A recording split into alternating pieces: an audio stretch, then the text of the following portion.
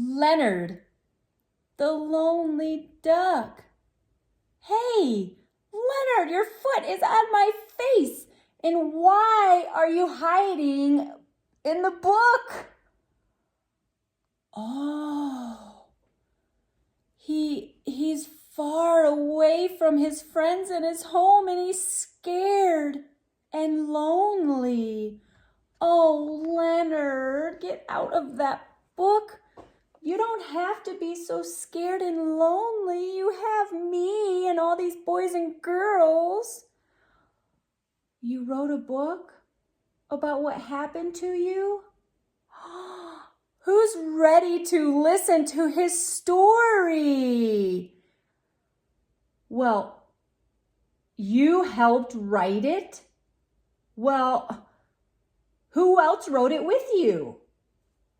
Oh, this book was written by Chris Thomas and illustrated by Terry Cooper. I am so excited to share your story, Leonard. The lonely duck? Well, you're not going to be lonely for very long. Are you boys and girls ready? Okay, Leonard, I'm going to have you sit right here. Maybe, oh, you want to sit up there? Okay. Leonard the lonely duck.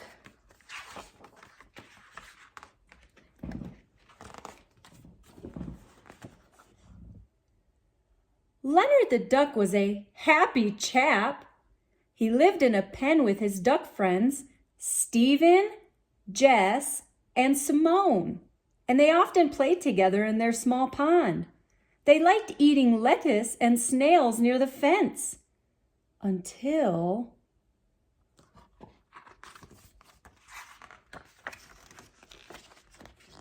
one night, when Leonard was asleep with his duck friends, a loud noise woke him up. Two men were in their pen. Stephen, Jess, and Simone flapped around, but they weren't quick enough.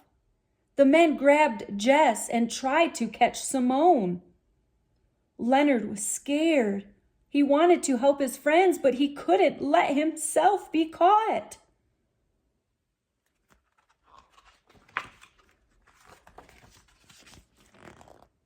Leonard had to fly away. It was going to be tough. His feathers had been clipped, so he couldn't leave the pen. But he had to try. He flapped his wings. A man dived for Leonard. Quack, quack, quack, Leonard shouted as the man brushed past. Time was running out. Leonard flapped his wings harder, and then Leonard's feet were off the ground. Wobbling and jiggling, he tried to balance himself. As he flapped and flapped, he saw the men put Jess in a bag. Simone was quacking inside. With one last almighty flap, Leonard cleared the fence. He was in the sky.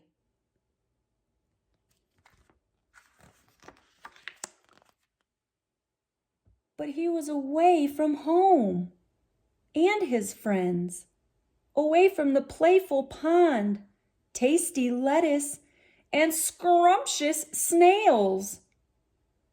What was he going to do? Leonard kept flying. It was nighttime and he didn't know where he was going. His wings were getting tired. With heart pounding, Leonard tried for a perfect two-footed landing. Close to the ground, Leonard hopped to and fro before rolling into a heap. At least he had stopped, but Leonard didn't know he was now on a road. Oh no, Leonard, you can't stay on that road. Leonard, did you get off of that road in time?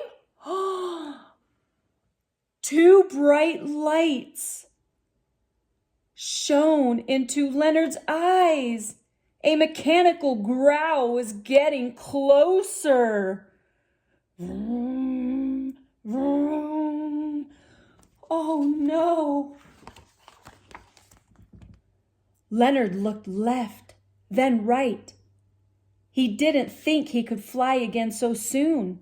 The lights were getting bigger.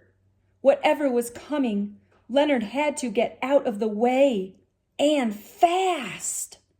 Leonard waddled as quickly as he could. A whoosh of wind shook him as the lights growled past. The sun was rising, but what would the new day bring? Leonard had no home, friends, or food. As he kept moving, he finally saw something he recognized. Lots and lots of grass. Leonard could also see a giant pond and many trees and plants. Maybe it's safe here, he thought.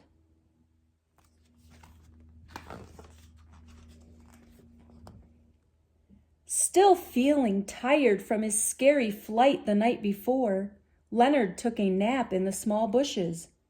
Within moments, he was snoring.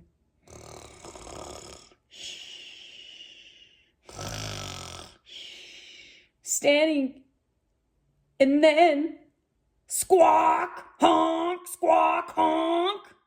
Standing in front of Leonard was a black bird, 3 times his size with a very long neck. Flapping in a flurry, the bird stood high on its webbed feet. "What are you doing?" the bird demanded. "We live here." A similar bird stood behind with 4 fluffy gray babies. "I'm sorry, I didn't know anyone lived here," Leonard said, standing up.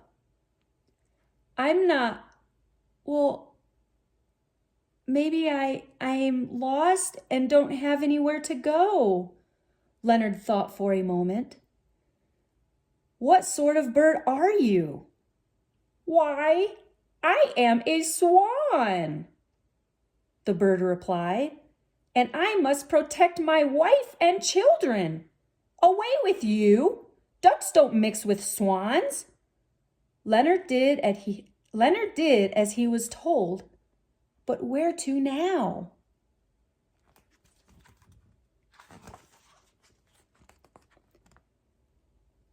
As Leonard wandered around the pond, he pecked at tidbits in the grass. Was everyone else like the swan family? Leonard thought. A tear rolled down his feathered face. "Quack?" he asked quietly, hoping someone might hear him. Leonard walked to the water's edge. His sad face looked back at him. "I am one lonely duck," he declared. Suddenly, his image blurred. Looking up through the water was the oddest creature Leonard had ever seen. It had a long, bent neck, 4 legs, and a shell on its back. What was it? The creature's head emerged from the water. His face looked old and wise. "I am Herman the turtle. What's the matter? Ducks should be happy." "I am lost," Leonard said, "and lonely and sad." "We are always scared of the unknown," Herman replied. "Sometimes you must do scary things before life gets better. You are a smart duck to have made it here. I'm sure you will make new friends." Herman went back underwater and swam away. Did Herman know something Leonard didn't?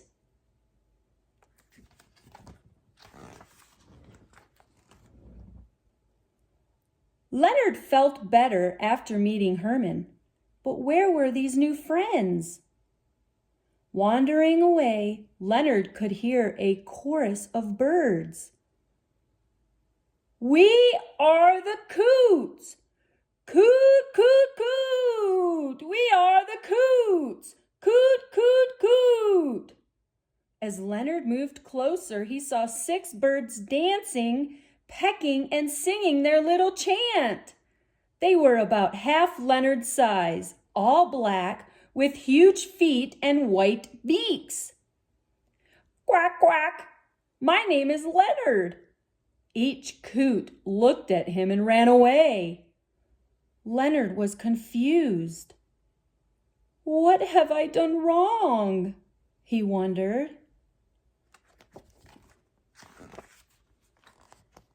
Then, from behind, he heard a familiar noise. Quack, quack, quackity quack. There were ducks here. Surely they would be his friends. He turned around and saw 3 ducks with a curious mix of black, brown, and speckled feathers. Leonard's were all white. Hello, he said. We are black ducks. We do not mix with your type, said the bigger of the 3. You do not belong here. You are not a wild duck. Leonard's bill drooped. But I have nowhere else to go, he said, turning away. As he left, the smallest black duck caught up with him and whispered something. It was good news. There were other ducks like Leonard somewhere. He just had to find them.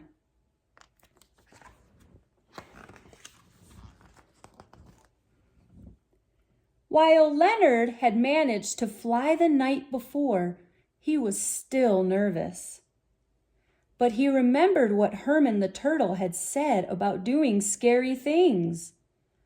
More determined, Leonard started flapping his wings. He was a little unsteady at first, but soon got back into the rhythm of the sky. Leonard flew high and low, around and around, until he finally saw ducks like himself, and he couldn't believe his eyes. Wow, Leonard! Where did you find them? I can't wait to see.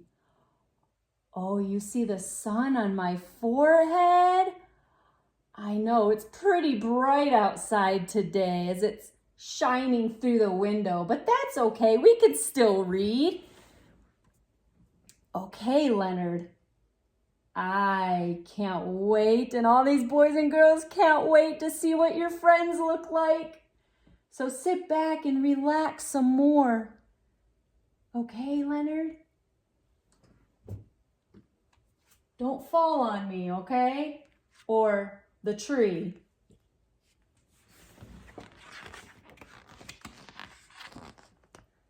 Leonard landed perfectly on his 2 webbed feet and waddled over to the ducks.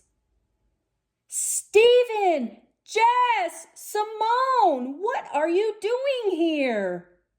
Leonard! They cried together. We thought we had lost you for good. How did you get here? Leonard asked. Those men took you away. This is where they dumped us, Simone said. We weren't wanted anymore. Do I have a story for you, Leonard said, but I'm so glad I found you again. The happy reunion saw the friends play, swim, fly, and eat together in the park. Leonard wasn't lonely or scared anymore. He was a happy chap. Quackity quack quack. Oh, Leonard! He's not a lonely duck anymore. Leonard, that was quite the adventure that you went on. And even though it was scary and lonely, you overcame and you did great. You are so brave and courageous. And in the end, You found your friends. I am so proud of you, Leonard. Can I have a hug? Oh, Leonard. Oh, I love you too. And you will never be lonely again, okay? What a great story, Leonard. Thank you so much for sharing with these boys and girls today. Can everybody wave bye to Leonard? Leonard? No, wave bye with your wing, not your foot. Bye, boys and girls. God bless you all. Have a great day. Be sure. That's what I was going to say, Leonard. Be sure to join my tribe and subscribe so we can continue to share positive stories with all of your friends and family. Take care, everybody. See you next story time.